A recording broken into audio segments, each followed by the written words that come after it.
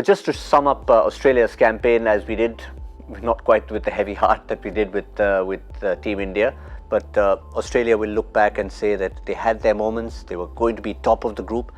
Did they start losing that momentum in that South Africa game, or even before? I think a little even before, because of their injury concerns. I think somewhere, 3/4 of the way into the tournament, you felt like they began losing momentum, especially when you saw Khwaja holding his thigh, and then that game you felt like, hey, what's going to happen if this happens? And then Sean Marsh had a broken arm, even though he wasn't playing, so you had to bring in more players, and then more players coming in, and then who Marcus Stoinis was on standby, Mitchell Marsh flew in. So there was a lot that happened that stole their momentum away from them. And I think you could see it in that last game against South Africa. It was a little evident. But having said that, they've had a great tournament. They've got to be really proud of themselves for the way they've played, especially since how things have transpired over the last 12-18 months.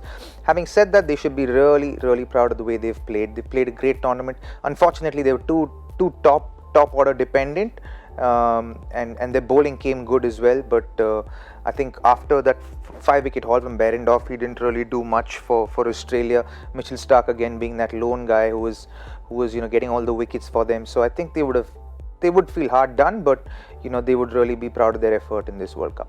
Let's sum up the efforts of Mitchell Starc here, because not only lone ranger, but have a look at the number of wickets. 27 wickets, which is the most wickets in a World Cup ever by a single bowler. Oh, he has been superb. He's someone who really kept that campaign really going strong for Australia as far as bowling was concerned. And not only this World Cup, even in the previous World Cup, he played a huge part. So he lived up to the expectations. Felt like towards the later half of the World Cup, he was tapering down a bit.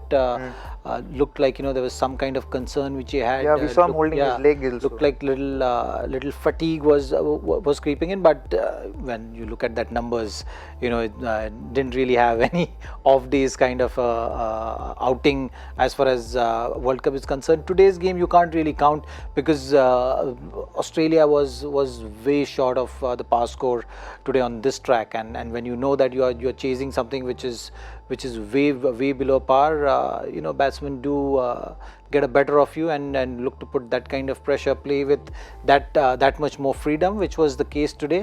I think today's performance shouldn't be scrutinized to that degree as far as bowling of Australians are concerned, but on the whole I think he has lived up to the expectations which he went in the tournament with, and the kind of protection which he was getting from Cricket Australia as well, in terms of making sure that what a vital cog Mitchell Starc is for this World Cup, and he's done a phenomenal job for his team.